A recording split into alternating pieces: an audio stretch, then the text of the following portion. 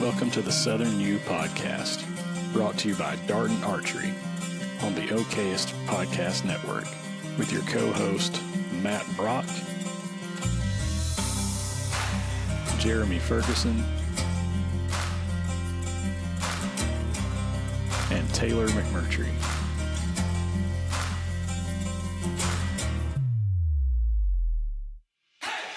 If you're looking for all things land-related in the Southeast, you came to the right place. Whether it's real estate, habitat, wildlife, or just being outdoors, this is the place for you.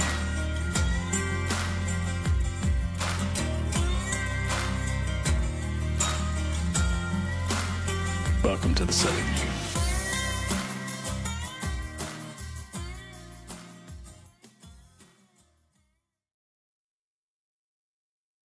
All right, guys, we are here with Matt Brock, Andrew Green, Mike Williams, and myself with Habitat Network.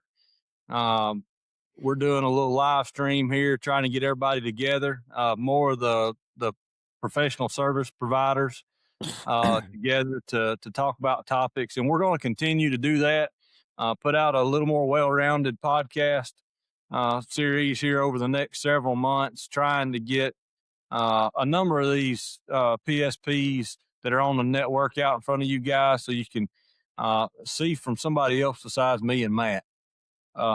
Which I'm sure they probably want more of. Oh yeah, and you get more detailed information from other parts of the world. But today, or tonight rather, we're going to talk about what we as professionals go through and the steps that we go through initially for developing a game plan for a piece of property. And by that, I do not mean writing a management plan. This would be the steps that kind of come before that. And I know everybody's going to handle it a little bit differently. And in an effort to try to, I think our system works well enough here that we're not going to talk over and have spitting and sputtering amongst. But if something kind of goes awry and we lose one of you, just hop back on and we'll catch back up where we were. But I'll just leave it at this. I mean, everybody knows Matt and myself. We're here in North Alabama. But Andrew and Mike, if y'all will, we'll start with Andrew. Why don't you introduce yourself again? Tell everybody where you are and exactly what it is that you do. And when Andrew's finished up, Mike, if you would do the same. Yeah, I'm a registered forester and wildlife biologist over here in Central Arkansas. Pretty well work most of the state over into West Tennessee and West Mississippi. Kind of had my history. I started as in the world of moist soil, and then kind of drifted over into the world of forestry, and kind of found a love for that. And now that's what I've been doing for the last 12 years or so, as far as either in the public sector or private sector. Good deal. Mike? Yeah, I'm Mike Williams. I'm down in Southeast Alabama. I'm a wildlife biologist down here, and on Native South Wildlife Management. We do habitat consultation, ecology consultation, prescribed fire management, and pretty much work North Florida, Alabama, Georgia. We burn in Alabama and Georgia, and was a federal wildlife biologist prior, and back in May last year, so May 2025, started this business. So just completed first full year of business. So glad to be here. Wow. How'd that first year go for you? Was it a struggle, or was it like drinking from a fire hose once people knew you were out there? It was a fire hose, man. I think I didn't realize how much work there was out there. So it's been a good year. Same thing I said. I didn't realize we were that close together. I started in March of 2025. So yeah, y'all were tight right there. Brock, you've been what, 3 years now, or is it 4? I 4. started, yeah, I resigned from the state of Alabama in February of 22. Okay. And I So it's been and over I 4 years. yeah, and I excitedly resigned in 19. So but anyway, I was a short-term employee there anyway, I think for most people. Yeah. I think I had 5.5, 6 years in before I decided I need to make the jump and do something different. I was smart Uh, enough to get vested first. I didn't have the patience to stay another 4 or 5 years. I get it. And were you were tier 1 though, weren't you? I was. I came in just a few days before they started tier 2. I was Yeah. hired in December, and they started tier 1 or tier 2 in January. So anybody that knows anything about the Alabama retirement system, I came in a tier 2 employee, and I was in my mid 30s. So if you know anything about that, I was going to have to work till I was 113 to get a good retirement. So I just went ahead and called it quits. Yep. But anyway, well, let's jump in. And we can round robin, or y'all can tackle it one at a time, or however we want to do this. I kind of know how I do things. I feel like I know how Brock does things, but I think he flies by the seat of his pants quite a bit. Always. But when you're called out on a piece of property, Mike and Andrew, what's the first questions you're asking a landowner? He's muted. Hey, Andrew, you muted. Well, Yep. what do you want? I run into so many landowners that I want to make my property better. Well, how do you what is the goal here? Are we talking whitetail? Are we talking ducks? Are we talking quail, turkey? Yeah, or a little bit of all of it. But before we can do anything, you need to have a goal. Yeah. And you got to kind of be sure about those goals too. And I can help you work through those goals and help you determine what's feasible, but you have to at least have some semblance of what do I want and what do I need out of this property. Yeah. Mike, you seem to be, from what I can tell, watching you and the work products I see come out from you, like a lot of us, you seem to be very, very detail oriented. I am not at all. I'm a 30,000 foot guy, and I've always told people that. But because you seem to be down in the details, are you going deeper than that, or are you just trying to determine, like Andrew said, just a basic level of goals and then fine tune later? Yeah, that, and then even higher than that is just where's the property located at, especially in a state like Alabama, where the variance in flora from where y'all are at up there, Matt and Jeremy, to where I may be at in the lower coastal plain in northern Florida is completely different. And so, number one is just figure out where the property's at, and that it may be something that I go in and look at, all right, kind of where it's at, soil types, before I go to somebody's property, so I can kind of know what I may be getting into. And I know that's a high thing, but when you're managing across a state like Alabama, you run into all kind of different stuff. You got trees up there that we don't have in North Florida, Southeast Alabama. And so just thinking about it like that before I go out, I spend a decent amount of time thinking about what I might run into when I get there. And then, like he said, goals and objectives. I mean, it can completely change the way you look at a property based on what you're managing for. So, Yeah. It sounds like it's a lot like real estate: location, location, location. yeah, especially in Alabama, man.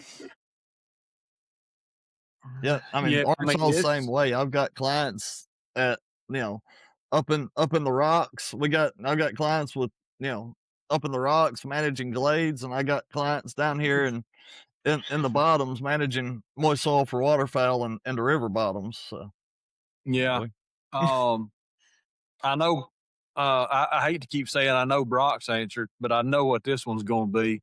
But all of you, just for reference, if you had to put a percentage on what it is that you do, is deer number one in y'all's book, or are y'all finding that it's starting to trend other ways now? Y'all go ahead. I would say that deer are usually the driving force, but a lot of these landowners have secondary game species that they're trying to manage for as well. I've even had requests for non-game species. So I think that it really just depends on the client. But one of the first things that I try to do is identify the primary species that they're managing for, and get them to send me maps before I show up on site. That way I can kind of take a look at the forest types and stands that they have, hydrology, soil type, and then that gives me a better baseline understanding of what I'm dealing with when I show up. Yeah.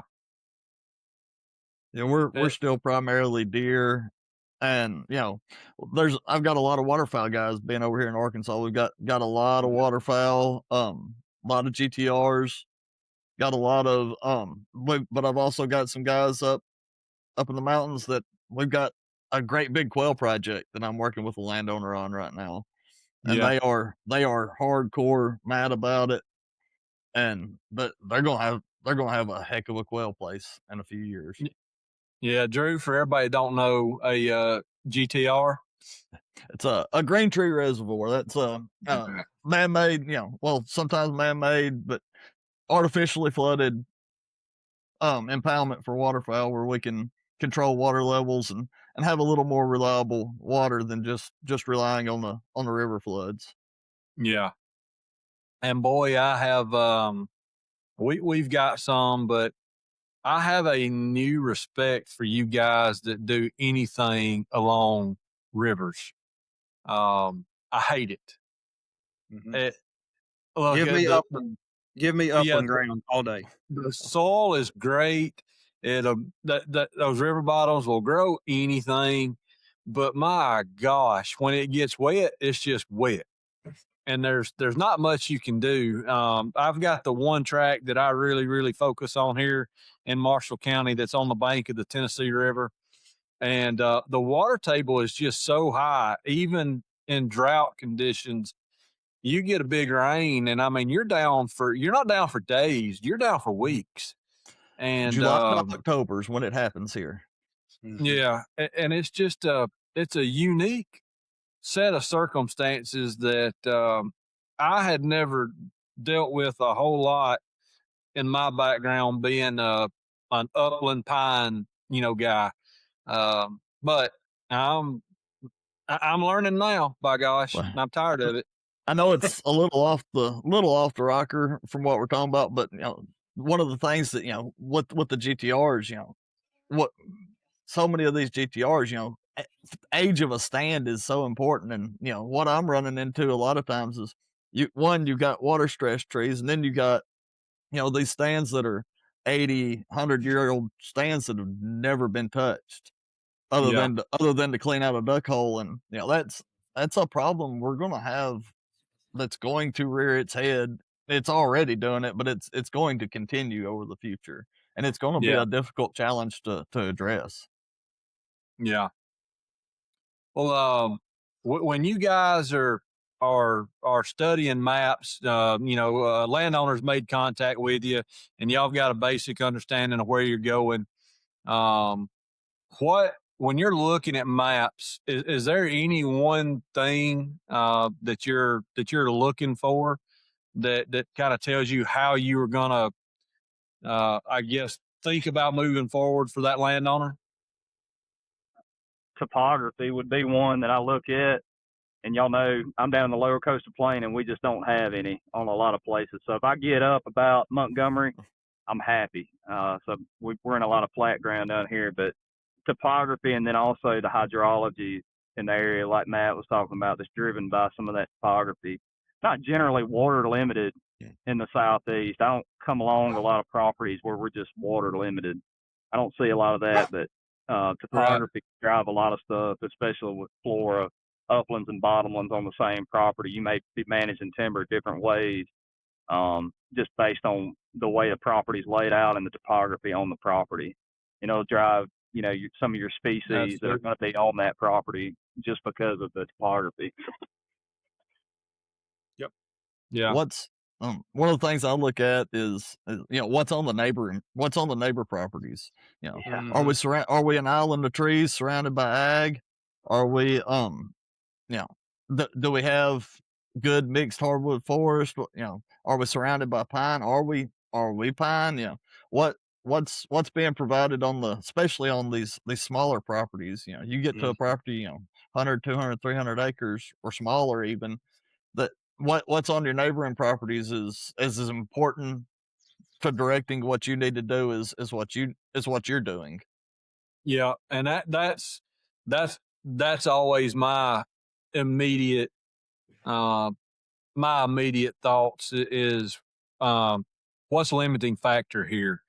And like you said, it's much more important as you narrow the scope on smaller properties, but it is important on large properties too, especially if you've got a large expansive piece of ground that's limited in a number of different factors that you may need. We're working on one right now. It's a 1,300 acre tract in Coleman County, and man, it's a beautiful tract. Food, Matt knows this tract. Food is not the issue as far as food that's being produced on the property in a field setting. But what is limited is a food source outside of those fields. 1,300 acre tract's got 105 acres of food plots on it, but it really needs sunlight to the forest floor and food throughout the stands, and it just doesn't have that. And thereby, it don't have any cover either. It has turned into a closed canopy situation. And I generally evaluate smaller properties very similarly. I try to look at, if you look at the overall needs of deer or turkey, which are the two primary species that I'm dealing with, they cover large acreages, several hundred acres, sometimes tens of thousands of acres in the case of turkeys. So I try to look at, what are these species going to need at certain times of the year and what's being provided around this small property, because I want to provide on the small property what's not being provided elsewhere. Yeah. Yeah. Mike, anything different or? No, I would agree with Matt on that. Food, water, cover, space. Sometimes space is limited, but you can sure provide that food and cover. And a lot of times I'll run into similar situations where it's just closed canopy forest, be it pine or hardwood, and just trying to figure out how to provide that year-round. You got hard mass, soft mass, woody browse, herbaceous forage. All that's outside of a food plot. And a lot of times what I've seen in my short time in business, y'all have been in business a lot longer than I have, but I don't have to talk people into planting food plots. I have to talk people into all right, let's manage some timber and burn some timber, depending on what it is. And like Matt said, thereby, providing what's limited on that property, by managing in that way and just going out there and looking, at providing year-round forage through doing that. And another thing that's really been a limiting factor, I'm sure y'all are seeing it too, but in our timber markets in Northwest Alabama are basically not there. So it's extremely difficult to actively manage smaller tracts from a timber perspective because there's not much of a market. Or you can't really get anybody to look at it. So, that's affecting our ability to actively manage tracts here. Yeah, pulpwood is pine pulpwood is beginning to be a curse word just about everywhere, I think. Well, hardwood's not a lot better in this part of the world. We've got a couple outlets we can move a little bit of it, but it's slow.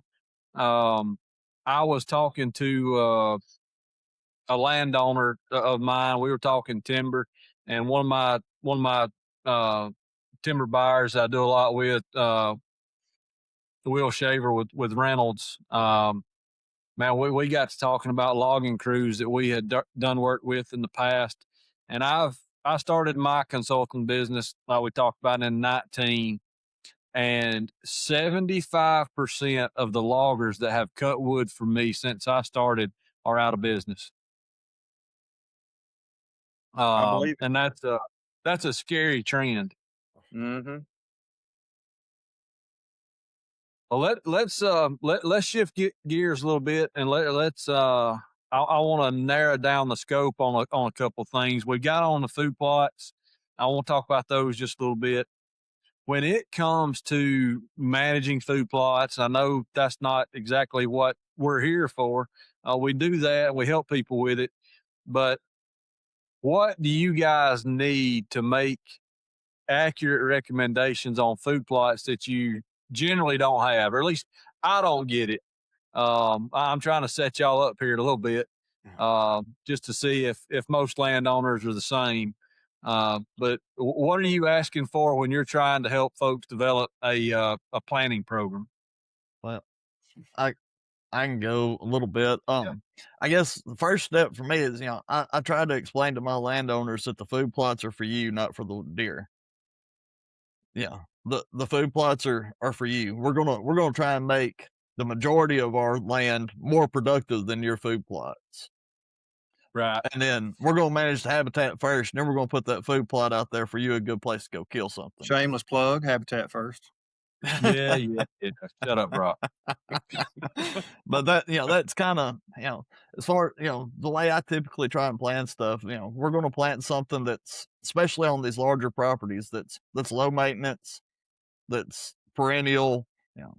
We can go in and no-till something in if we want to do something a little extra later, but typically some kind of clover, some mix of clovers, whatever. And then we can if we want to fill a gap, we can, or if we want to rotate in some different stuff, we can do that. But for the most part, I'm wanting to put that into old field management or some kind of a burn regime. If it's open ground, I want most of it in some kind of a old field management burn regime, and then we're going to stick a little 2 or 3 acre food plot in the middle of that 10 or 15 acre open system. Would that change if you were doing the research that that we've all talked about, and you look around on the map and you've got no planted food sources around? Do you shift gears, or are you still gonna really treat, not as though they are an afterthought, but kind of they are? We're gonna still focus on the habitat and still only manage small kill plots, more or less. I'm gonna stick to the biologist answer of it depends, but but it really does. It depends on the size of the property.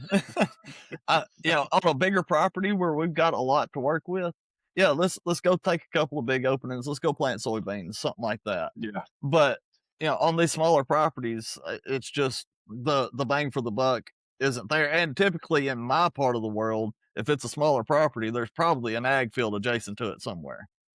Gotcha. And so it's, we're not really, especially in the east half of the state, there's ag everywhere. And so if we can provide that late summer, fall, that browse, that's where we can really get our late summer and fall, and then early spring. That's our critical times where we don't have a lot of food on the landscape. Yeah. Mike, what do y'all grow down there? Sand spurs and Yopon? Yeah. Try to get people to grow perennial food plots for the same reason, lower maintenance, and really trying to get that habitat component. Because like I said earlier, I don't generally have to talk. People have already got some food plots, and it'll give us a reason to open things up. But like Andrew said, a lot of times my recommendation is, if we're going to make a wildlife opening, let's not plan all of it. And so really trying to talk Yeah. people into managing that native vegetation that brought everything to the show in the first place. You know what I mean? I talk to clients about that all the time. You know, when people started showing up and when people were writing about wildlife, when the country started, at the inception of people showing up, wildlife was seemingly an unlimited resource. And you could make an argument there was some slash and burn agriculture, but people sure weren't planting a lot of food plots and killing stuff over it. There was a lot of native vegetation. All the wildlife that we love now came to be on native vegetation. And there was plenty of them prior to anybody planting a soybean field. And so a lot of times I spend time trying to drill that into people's head, and then we can work on those perennial food plots that are lower maintenance, especially on a lot of smaller properties, which is what I'm working on currently, a good amount of smaller properties. Just getting that habitat component right for providing that year-round availability. If you have a food plot failure, not everything's leaving. You know what I mean?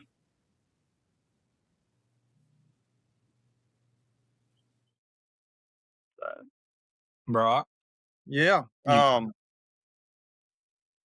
Well, I hate to sound like a broken record, but I really try to get landowners to focus on managing herbaceous growth, and then using food plots as a supplement. And I too really push perennial clover. I generally try to get landowners to focus on managing herbaceous growth, whether it be legumes, forbs, the things that deer are going to be browsing on, insects. You know, I've often said if you're managing for insects, then you're managing for everything else. But as has already been stated, I use a lot of buffers around food plots with native herbaceous growth, not only for food but for cover as well. And I do push and promote perennial clover plots simply because I run into situations where we have deer populations that are so high and so much browse pressure that planting soybeans, cowpeas, you know, any type of summer legume is pretty well not going to work. Even in some of the mixes, it just does not work. But clover does. You know, some of your go ahead. Most of the time. Most of the time. Yeah. Another option that I have seen work really well is American joint vetch. It tends to do really well in drought conditions, and it also withstands heavy grazing pressure and bounces right back. So I think that's a good option for summer. And we, your buddy Blair up there at Rival, he got me in. I don't know how many bags we ended up going with, but I ordered several 50-pound bags of American joint vetch and our local cultivar of partridge pea. There you go. So we're gonna supplement some stuff as soon as we can get some burns, some summertime burns going. You know, we're just gonna let the fire scarify the ground, and we're gonna put out just little patches of that. We'll let wildlife, birds, and insects do the rest. Go ahead. I just wanted to say one thing before we move on to another topic. I think that the average hunter doesn't understand the importance of native vegetation. Most of them, when I get to talking about managing for, you know, understory vegetation, I'm not going to say it's the first time they've ever heard it, but they put so much emphasis on other things that they've kind of ignored that for a long time. And you can completely transform a property by managing the herbaceous growth that's there. Well, I was kind of headed that direction. One, I don't think hunters and you know, even some land managers understand the fact that the native vegetation is suited and adapted to grow in that location, in the soil conditions that are there naturally. And you may be planting a soybean or some other type of clover cultivar that requires a much more,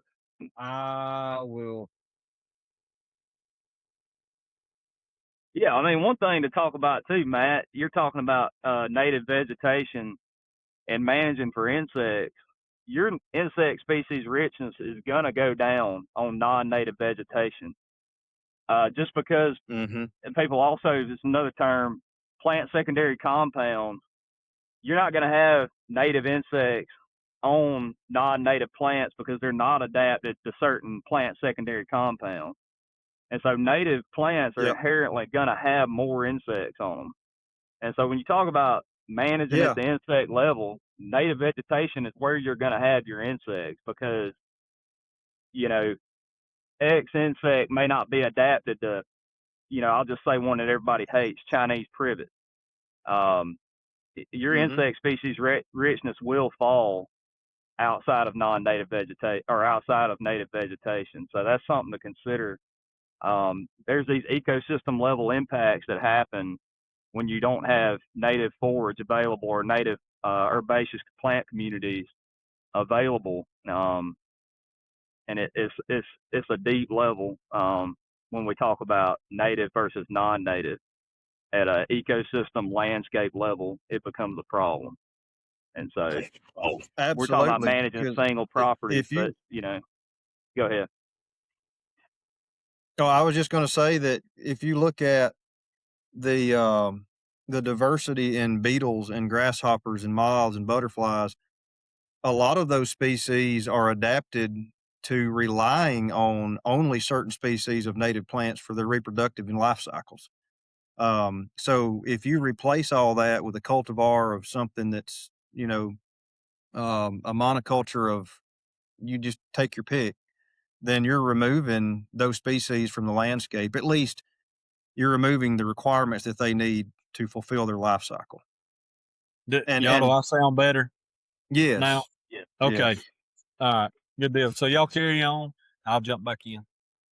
Well, that I think, Jeremy, we were just talking about how, and Mike brought it up, how insects rely heavily and have adapted specifically to our native herbaceous plants that are native Oh, to the respective absolutely. areas. And I think part of kind of where I was going with that before my camera so rudely messed up, um, is I think the industry being so driven by hunting and harvest that we're playing catch up in the management science side of things, to as far as getting the good information out there. I think that's changing. I think it's changing quickly. I Mm-hmm. think the thirst for better understanding is out there. But I also think, because I mean it is what it is, but because social media gives everybody a platform, that some of these biggest sounding boards out there really got no idea what they're talking about, and Mm-hmm. they're pushing, uh, seed from a bag that they get paid, some type of sponsorship or some type of monetary gain to sell. And look, I'm not saying that's a bad thing. We're in the same boat. We have sponsorships, but I think there's going to come a point that those two are going to have to be on a level playing field versus um, proper management competing with the business side of things. Yeah. Yeah. And I don't know if that's going to change. Look, everything's driven by money, so it is what it Mm-hmm. is. Well, Um, like I tell my landowners, it costs a lot of money to try and outcompete Mother Nature. Mm-hmm. Absolutely, It and does. that's I'm fighting it myself. I've got that tract down there, Marshall County on the river. We just planted 20 acres of soybeans. Second time we've planted it because deer wiped us out the first time. It got too wet for us to be able to either spread Milorganite or spray Trico to try to repel deer out of it for a little while. But our our biggest issue right now, I think I mentioned earlier, is and it may be before we were recording, is we've got such a, a, a stand of Cerisa coming on that place that I'm having to change what we're doing.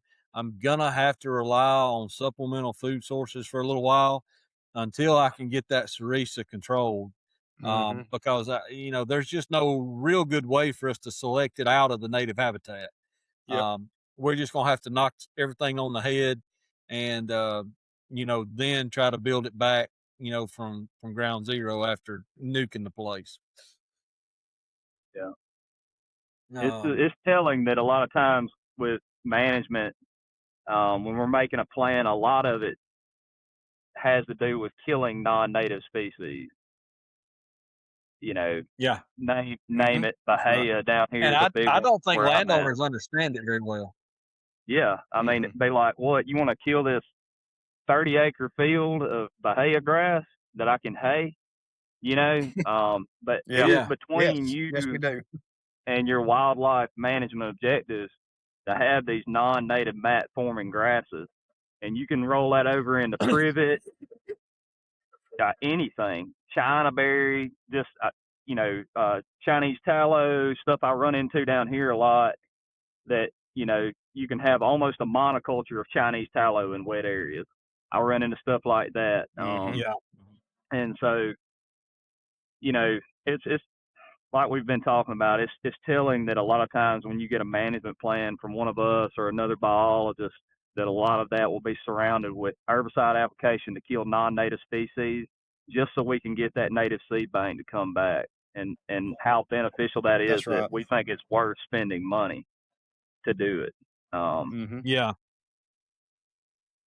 yeah. So And I think that's what sets I think that's what sets folks like you guys apart from maybe other folks in the industry without the background in wildlife and forest education. Look, you unfortunately you got to have some of the academia side of it. Now there's good guys out there that manage just from school of hard knocks, but they have developed that knowledge base over many years. Um, and it's not just because they killed a big deer or something like that. They're not going to be coming in and writing you a plan that tells you to increase the number of feeders per square mile and work on your bedding. You know what I mean? You wanna Uh, you wanna blow a landowner's mind, tell him what when they ask you, "What can I do different?" Well, let's make these feeders disappear. Yeah. yeah, yeah. Let, let's take That's that like the feed number bill and one make thing it you can do. zero. Yeah. If we can lose the reliance on supplemental feed, then we have done our job. Yeah, yeah, and I think that's almost completely foreign in today's world. I think everybody feels like they have to have feeders. They have to be putting out these minerals that are, $30 to $50 a bag or whatever. And while some of those can have a very minor impact, um, I would say by and large that's where the most money in the industry is spent on yeah, on trying to put little band-aids on great big hemorrhaging problems. yeah. But one I could thing go on that for that days. this don't just go for. Oh yeah, and this don't just go for food plots. This is everything. One of the things that I feel like is just almost non-existent, except for folks that have land managers that are full time and or consultants that are on their property often, is records. I don't feel like your average guy out there is sitting down and when say food plots, they're not taking notes on what their pH was when they started, how many tons of lime they put out, what seed blend they did, what kind of rainfall they got, and how things performed. And then if it doesn't perform, what did you do different the next year? I mean, Mhm. that goes from deer harvest to timber management to fire rotation, the whole nine. Oftentimes, I feel like we show up and you can tell there's been a lot done. They just don't have any idea what to tell you was done when it was done. Yeah. And that's hard for us. You just kind of got to guess, or it is for me. When I'm playing a guessing game on how things have been done and when they were done, uh, sometimes it can get you in a bad light with a landowner when he tried something that failed, 2 years ago, but he's got no notes, and then you turn around and say, "Well, I don't know exactly what you've been doing, but let's try this." Um, Mm-hmm. when you know what they've been doing, and you can kind of go down the list and go, "Okay, well, I see why we are where we are. Now let's adjust." Um, so I think good record keeping is paramount to being successful. And you're talking about that, in a plan, everything you do should have a purpose. We're not just going out there to do something to do something. When Yep. Yeah, everything that is prescribed, everything that you do should have a purpose, not just going out willy nilly. yeah. And Yeah. You're not looking for billable hours. Right. right, Yep. And I run into that a lot with people that are applying for cost share assistance through the NRCS, and I explain to them up front, I'm not going to add a practice into your plan just to get more money. It's going to have to help serve one of your objectives. And if it don't serve one of those objectives, then we're not going to do it. Yeah, Yep. yeah. Well, what Maybe, go ahead. when it comes to now go ahead, Mike. No, I mean, a lot of these practices, to be totally honest with you, are not. Some of these practices we implement are not cheap, and they're a commitment. And I know a lot of Mm-hmm. consultants out there. I'm not going to ask you to spend money that I wouldn't spend. And so when I ask somebody to spend, some of these are, X amount of dollars, not cheap. It's definitely serving a purpose. Like herbicide application, prescribed fire rotation. When you extrapolate that over years and years and years, it's a commitment. And so that's Yeah, just something I was thinking about while we were talking about that. yeah.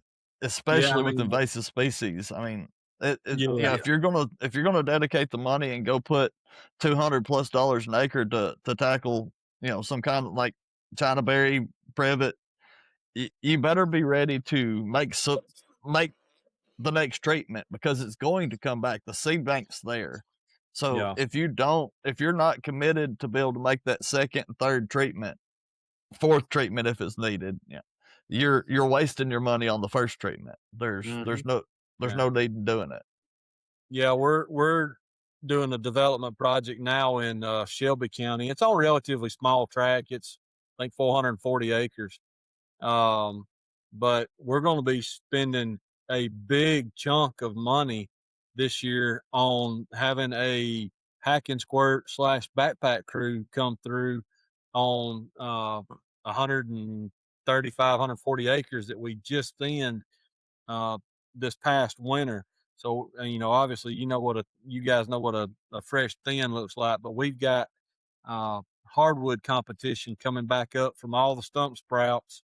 And in the pine plantation, you've got your typical hardwood species jumping up because we've disturbed the soil. But that's in a particular county that our burn window is a pain in the butt. So we're not always going to be able to just light a fire and handle all this stuff. So I sat down and talked with our landowner and said, look, could we handle all this with fire? Possibly. But if we miss the window because of weather and because it's got a burn ban half the year, I think our safe bet is to put chemical out and just make sure that we start out on the right foot and not always playing from behind. And Mm-hmm. sometimes you just have to do that. But it's kind of like you said, it's an investment and it's got a purpose. A lot of people sit back and think how expensive planting their food plots are. That's $300, $400, $500 an acre, depending on what you're actually trying to do and what seed you're buying, that type of thing. We may be spending $150, $200 an acre on really, really big timber stands. So that can be a significant investment for folks.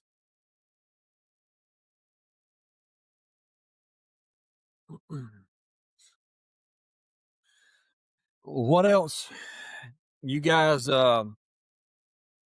getting down to kind of the end of the show here, but if you had to give, a last little tidbit for folks that were thinking about calling you guys to help develop a plan, what advice would you give them before making that call to you? What would you want them to be prepared to do, prepared to talk about when they called you the first time?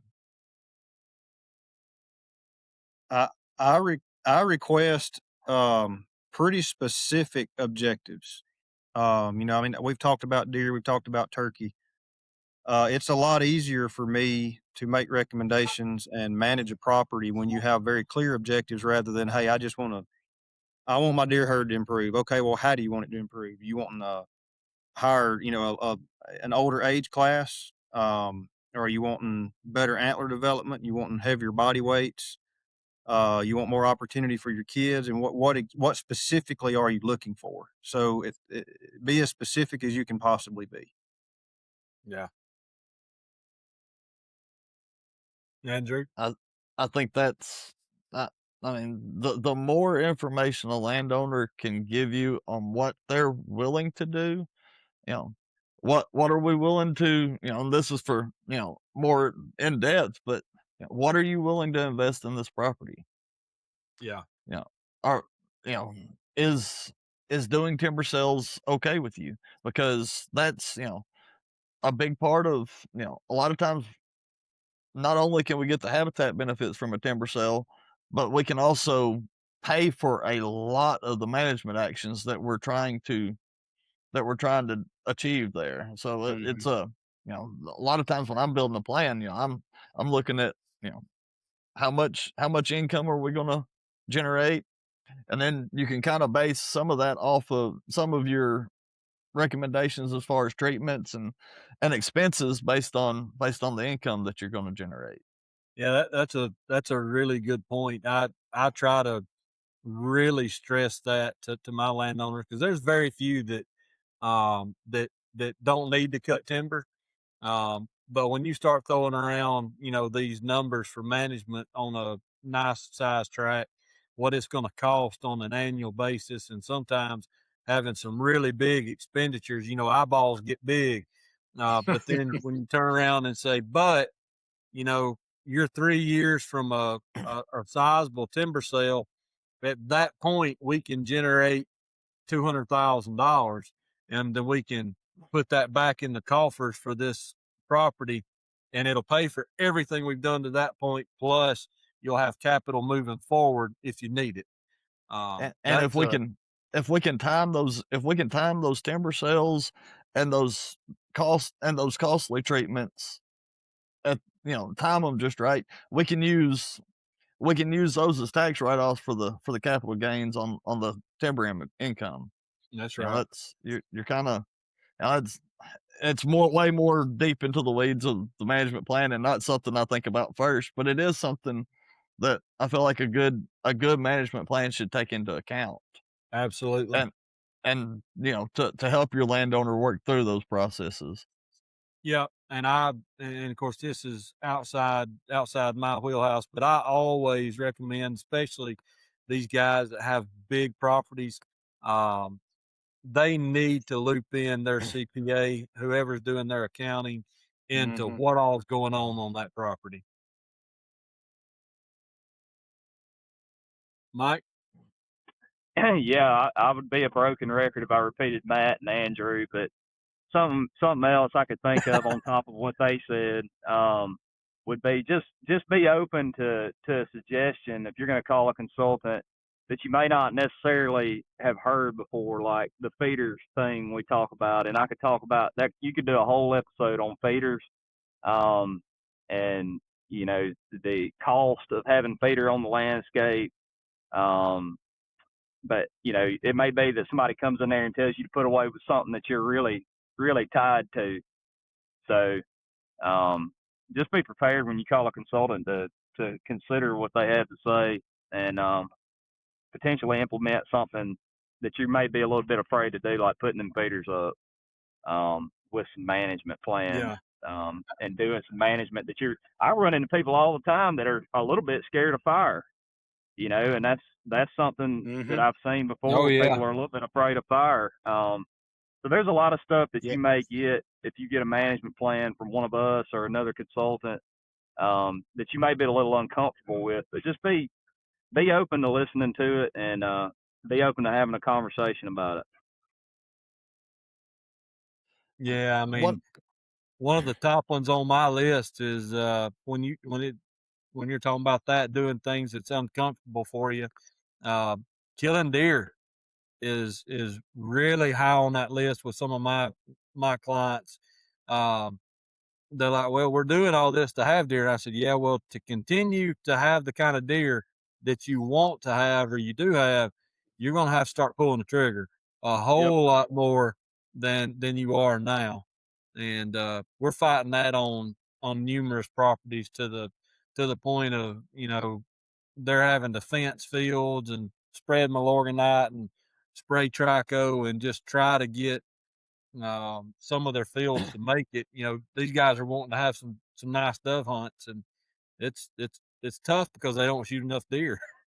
Well, I've run into the same thing, and Jeremy, you're familiar with some of the properties as well.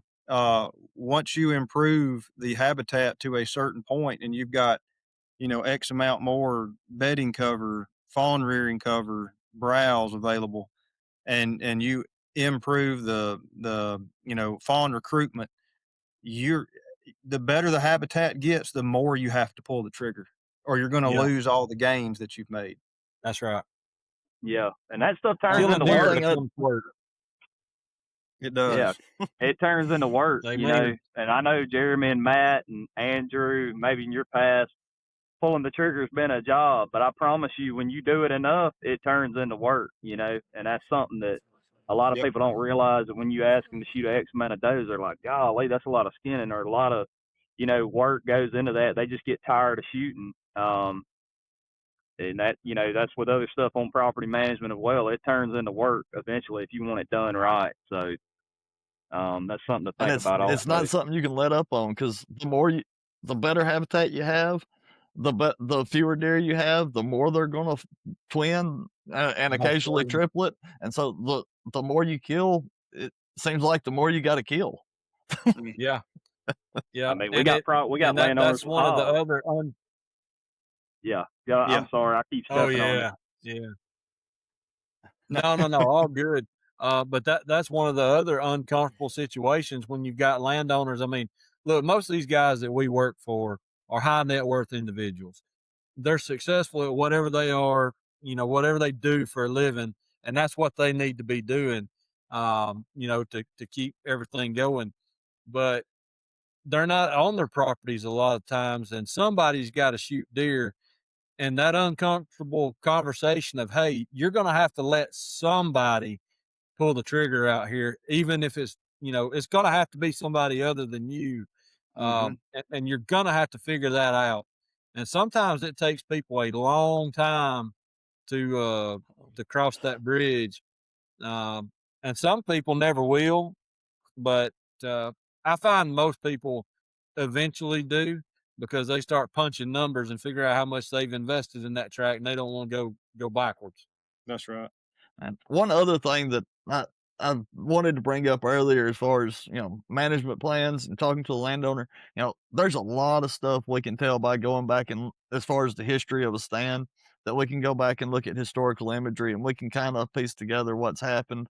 But if you can have, and I know sometimes it's a new landowner and you don't have the history, but if you've got the history of the stand, that is a huge benefit to us, to know what we're diving into, and to help with the plan, so that we know what we're looking for. Was this stand clear cut 20 years ago? Was this stand thin?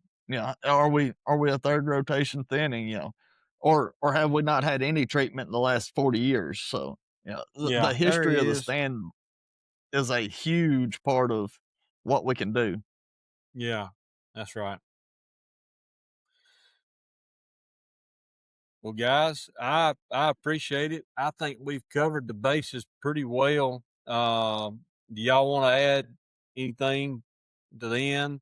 Another topic that you think we should have covered, I didn't. What? I guess not. Well, okay. Well, fellas, I appreciate it. I enjoyed talking with you guys, and hopefully catch up with you guys again here in the next couple 3 weeks. For all of you that's out there watching, slide on over to the habitatnetwork.com. You can grab Mike and Andrew and Matt's information if you have questions.